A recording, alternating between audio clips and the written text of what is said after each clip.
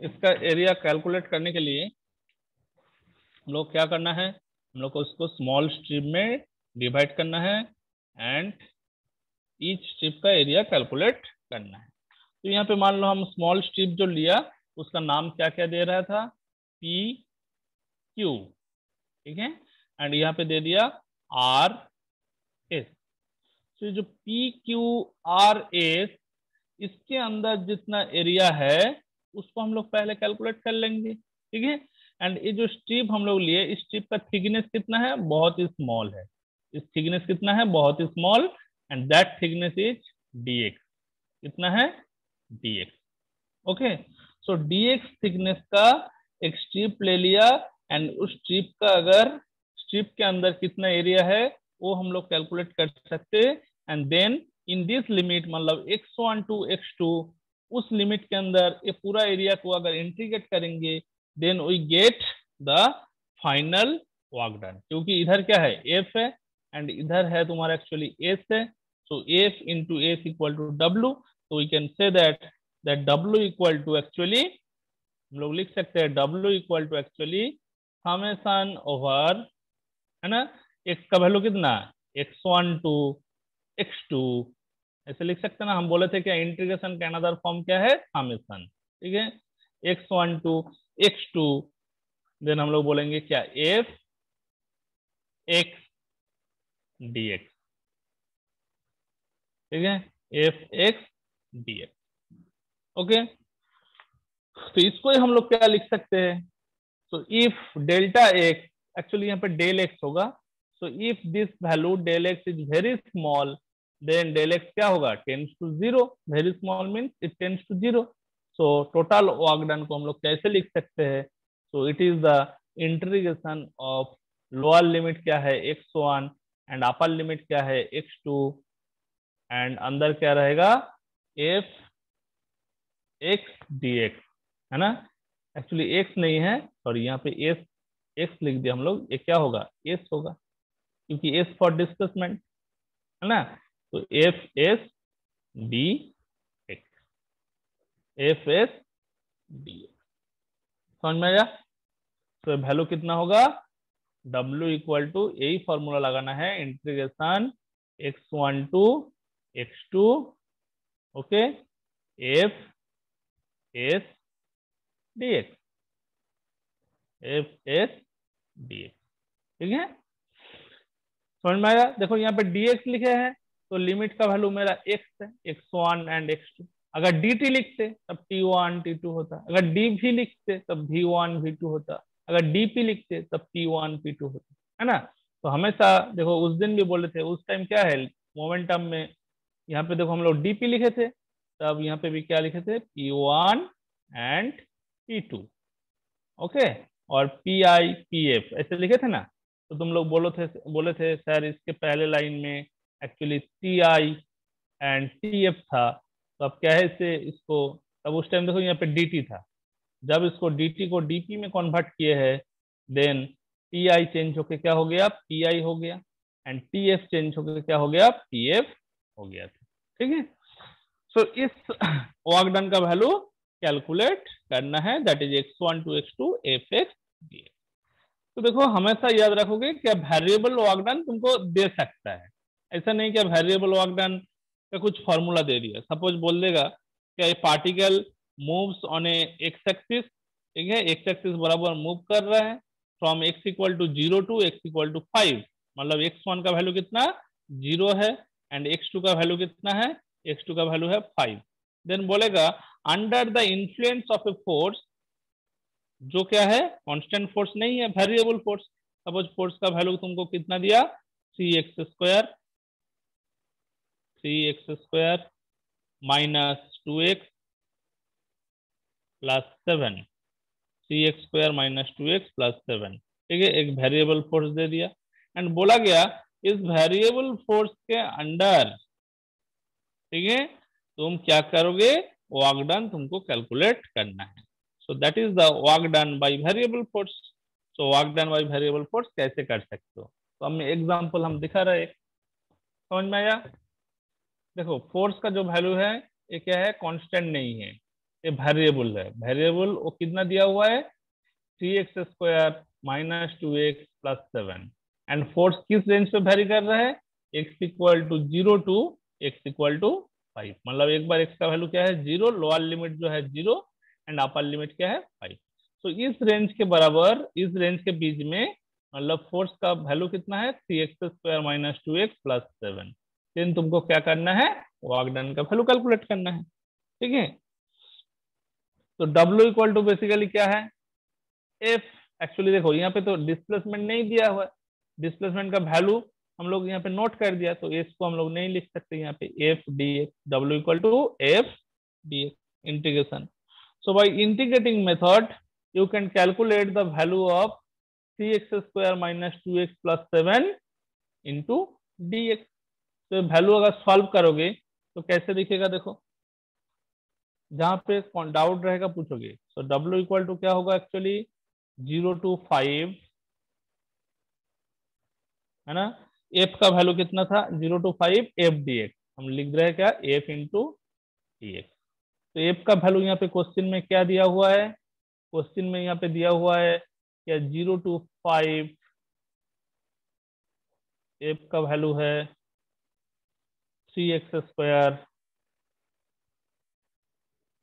3x² minus 2x plus 7, 3x² minus 2x plus 7, ये है तुम्हारा एफ का वैल्यू, और इसके बाहर क्या है dx है। ठीक है, तो अभी इस इंटीग्रेशन को क्या करना है, सॉर्ट आउट करना है, सॉल्व करना है। तो देखो यहाँ पे इसको अलग अलग ब्रेक कर लो। ठीक है, इसको अलग अलग ब्रेक कर लेना है, मतलब 3x² dx minus 2x dx plus 7 dx। 3 2 7 ये क्या है, कांस्टेंट है। तो कांस्टेंट हमेशा हम क्या बोले थे, इंटीग्रेशन के बाहर आ जाता है। तो बाहर अगर आ जाएगा तो यहाँ पे क्या होगा 3x² सी इंटीग्रेशन x² dx, है ना, सी इंटीग्रेशन x² dx।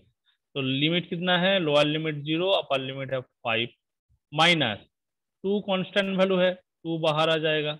इंटीग्रेशन क्या रहेगा, इंटीग्रेशन रहेगा 0 टू 5, देखो अंदर क्या है x है, तो x dx, समझ में आ रहा है,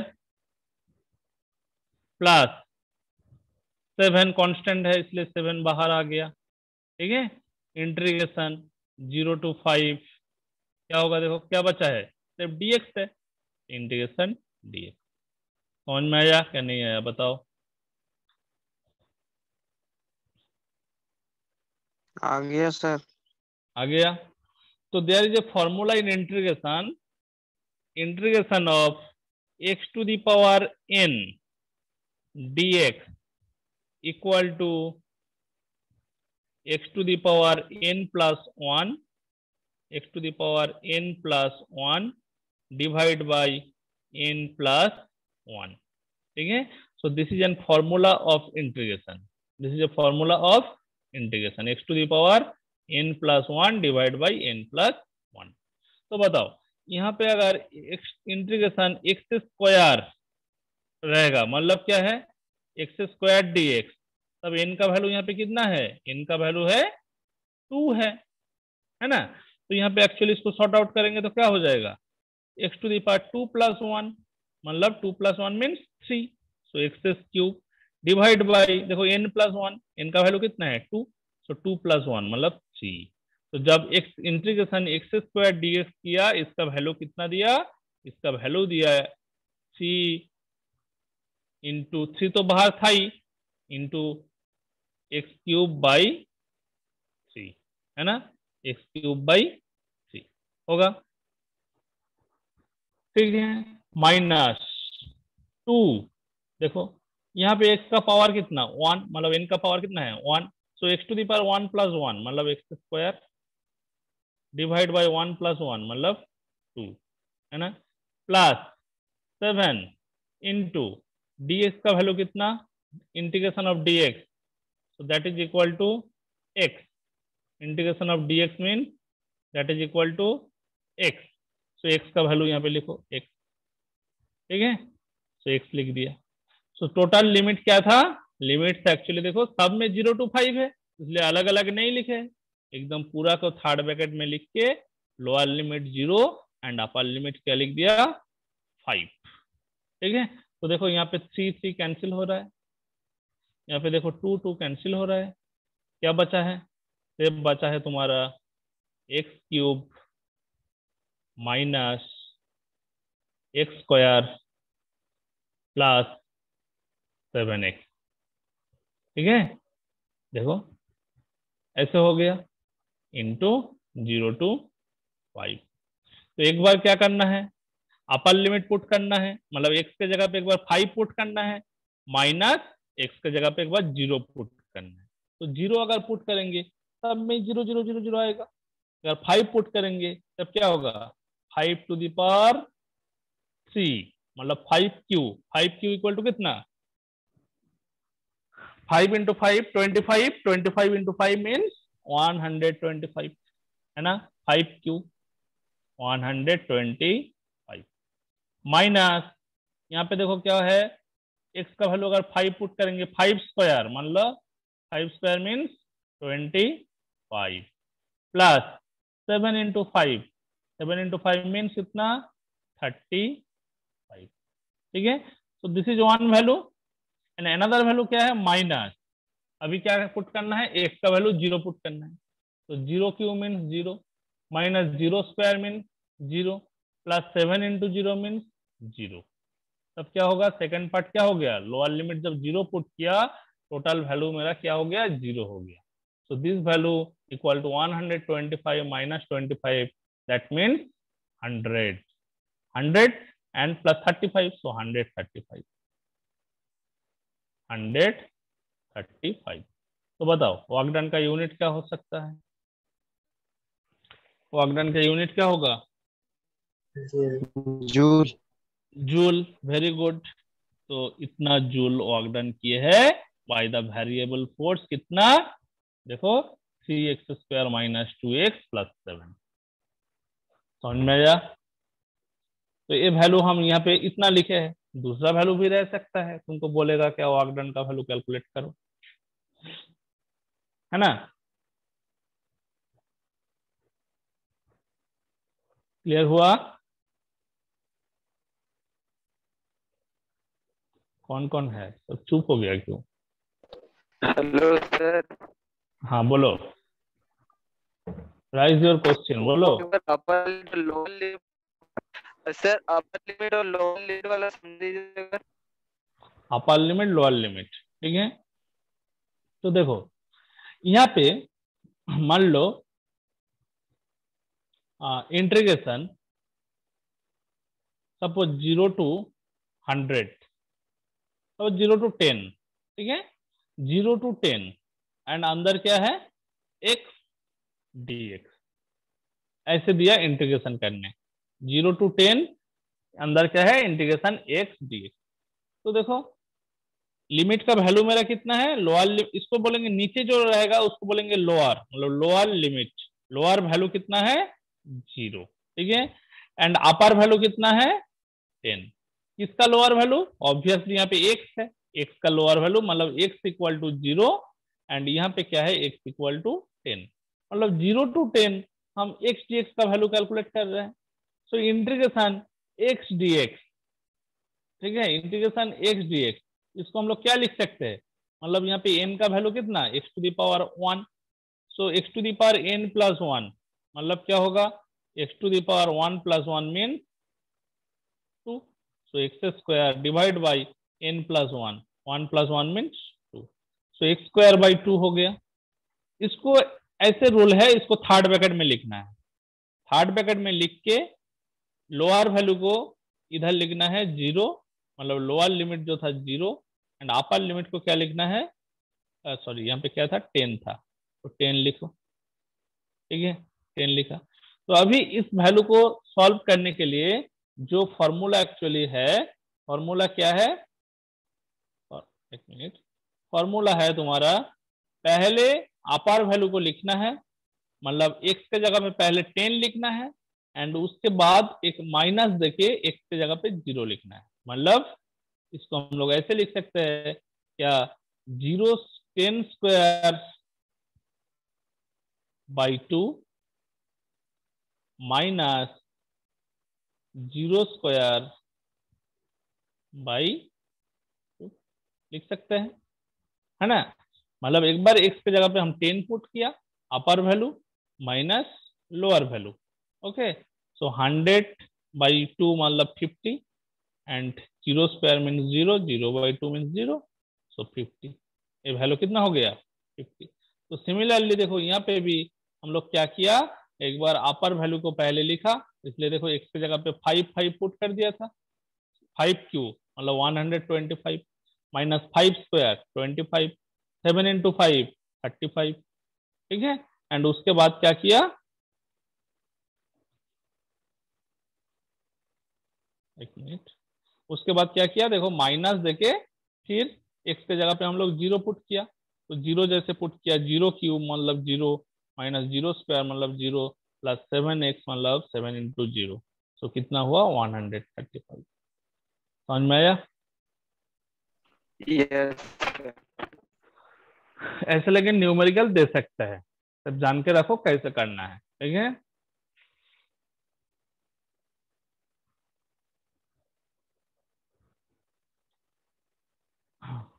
अच्छा, इसके बाद हम बोलेंगे क्या, अभी अभी तक नहीं बोले हैं क्या, वर्क डन का यूनिट क्या है। वर्क डन का unit actually newton second, and newton second is known as, sorry newton metre is known as joule, ठीक है। So 1 joule equal to 1 newton into 1 metre. क्यों, क्योंकि मेरा फॉर्मूला है W equal to F into S, W equal to F S, ठीक है। तो F का यूनिट क्या है न्यूटन, एस का यूनिट क्या है, एस यहाँ पे देखो डिस्प्लेसमेंट, इसका यूनिट है मीटर, ठीक है। तो 1 joule equal to 1 newton into 1 metre, ठीक है। देन कभी कभी तुमको क्वेश्चन आता है, पूछ सकते हैं या define 1 joule. So 1 joule is how much work done.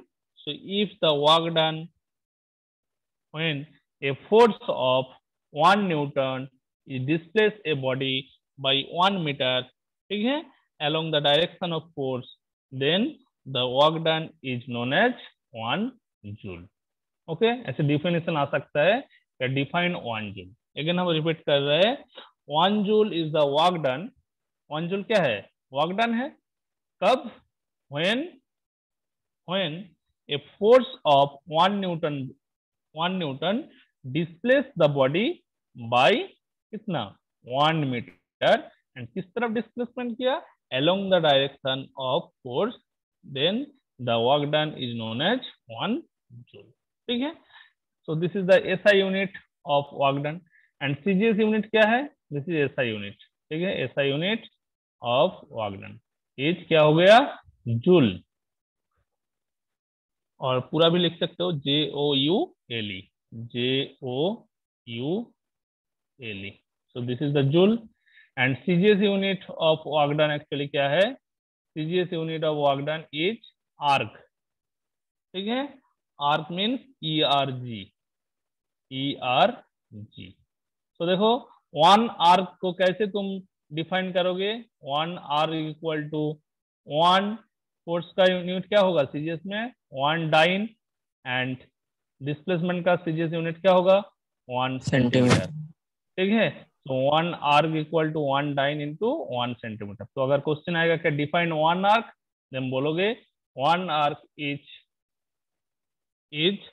The work done when a force of 1 dyne is displace a body by 1 centimeter, ठीक है, along the direction of force, so that work done is known as 1 arc, ठीक है।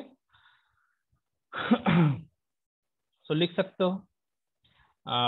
Basically practical unit को हम लोग क्या लिखेंगे, ऐसे न्यूटन मीटर नहीं लिखेंगे, डाइन सेंटीमीटर नहीं लिखेंगे, हम लोग लिखेंगे क्या joule and erg, these are practical unit, okay. तो ये फॉर्मूला तुम लोग याद रखोगे, कभी कभी डेफिनेशन आ सकता है, ओके। इसके बाद हम आएंगे क्या, एनर्जी। आज छोड़ देंगे एनर्जी को, हम नेक्स्ट क्लास में पढ़ेंगे एनर्जी। नेक्स्ट क्लास में एनर्जी एंड पावर कंप्लीट हो जाएगा और नेक्स्ट क्लास में टोटल चैप्टर कंप्लीट। तो एनर्जी का कॉन्सेप्ट हम दे रहा है, the energy of a body is defined as capacity of doing work. ठीक है, so as energy is defined in terms of work, hence it has same unit as work done. मतलब energy का unit भी क्या होगा, joule. ठीक है, क्योंकि देखो मतलब कैपेसिटी ऑफ डूइंग वर्क, तो वर्क डन का भी जो यूनिट है, एनर्जी का भी यूनिट वही होगा। ऐसा यूनिट क्या है, जूल, एंड सीजीएस यूनिट क्या है, आर्क। ठीक है, सो एनर्जी स्केलर और वेक्टर, बताओ। स्केलर। Obviously scalar, scalar. हाँ very good.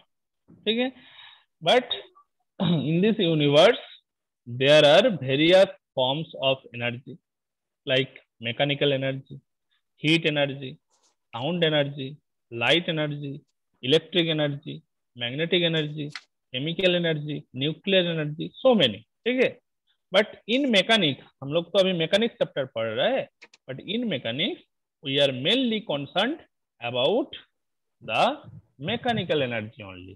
When we studied about heat chapter, ठीक है, then we will concerned about heat energy। ठीक है, बट here mechanical energy को लेके ही हम लोग डिस्कस करेंगे। तो mechanical energy mainly two types, one is kinetic energy and another is potential energy। ठीक है, तो kinetic energy हम लोग किसको बोलेंगे, the energy possessed by a body by virtue of its motion. मतलब उसका मोशन के वजह से, उसका वेलोसिटी के वजह से जितना एनर्जी वो पॉजेस होगा, मतलब उसको हम लोग बोल सकते हैं kinetic energy. And potential energy क्या, किसको बोलेंगे, the energy which possess due to its position. ठीक है, इसको हम लोग क्या बोलेंगे, इसको बोलेंगे क्या, पोटेंशियल एनर्जी। तो काइनेटिक एनर्जी का फॉर्मूला तुम लोग जानते हैं, half M V square, and potential energy का फॉर्मूला क्या है, mgh, है ना। तो potential energy of a body is due to its position, okay, and kinetic energy of the body is due to its motion. Motion means उसका mass तो remain same, velocity अगर change हो जाएगा देन उसका kinetic energy भी change हो जाएगा। तो काइनेटिक एनर्जी का formula mgh and potential, sorry, half M V square, and potential energy का फॉर्मूला क्या है, mgh। So next, in next day we will studied about kinetic energy, potential energy, then work energy theorem. It is very important that work done on a body is equal to the gain in kinetic energy. Suppose हम कुछ body के ऊपर, यहाँ पे कुछ body है, इस body के ऊपर हम वर्क डन किए हैं। ठीक है, मतलब हम फोर्स अप्लाई किए हैं एंड बॉडी का क्या हुआ, डिस्प्लेसमेंट हुआ। तो इनिशियल वेलोसिटी क्या हुआ, initial velocity u and final velocity v। हम वर्क डन किए हैं, तो we can say that work done equal to the change in kinetic energy, w equal to half M square, ठीक है, minus half M U square. ठीक है, this is very very important, जिसको हम लोग बोलते हैं वर्क एनर्जी थ्योरम। ठीक है, वर्क एनर्जी थ्योरम। तो नेक्स्ट क्लास में हम डिटेल्स में बताएंगे। So work energy theorem is very important. ठीक है, इसके बाद हम लोग पढ़ेंगे क्या, what is power. So power का मेनली यूनिट क्या है, वाट, है ना, तो यही पढ़ेंगे। और लास्ट क्लास में, नेक्स्ट क्लास में हम इस चैप्टर को कंप्लीट कर देंगे एंड नेक्स्ट हम लोग चल जाएंगे साउंड। मोटामोटी आज तो 25 जून है, हम लोग 1 जुलाई से सेकेंड सेमेस्टर का एकदम रेगुलर क्लास स्टार्ट कर देंगे। मतलब फिजिक्स के लिए, बाकी तो हम नहीं बता सकते फिजिक्स के लिए। तो बाकी जो जो क्लास मतलब नहीं होगा तो हम उसका वीडियो लिंक दे देंगे, वीडियो लिंक देख के तुम लोग पढ़ लोगे। जैसे सिंपल हार्मोनिक मोशन का दिया, लेकिन सब कोई देखोगे, बहुत इंपॉर्टेंट चैप्टर है सिंपल हार्मोनिक मोशन। ठीक है, जहाँ पे कुछ क्वेश्चन है, जहाँ पे कुछ डाउट है, तुम लोग उसको नोट करके हमको पर्सनली भी बोल सकते हो, व्हाट्सएप करके, नहीं तो तुम लोग ऐसे क्लास में जब ज्वाइन करते हो उस टाइम भी बोल सकते हो, सर सिंपल हार्मोनिक मोशन में इस पोर्शन में समझ में नहीं आया। ठीक है, बताओ यहाँ तक किसी का तो प्रॉब्लम नहीं, SI and CGS unit of work done. ठीक है, चलो तब एंड करते हैं। Thank you sir. Thank you thank you sir. Thank you sir. Thank you sir. Okay sir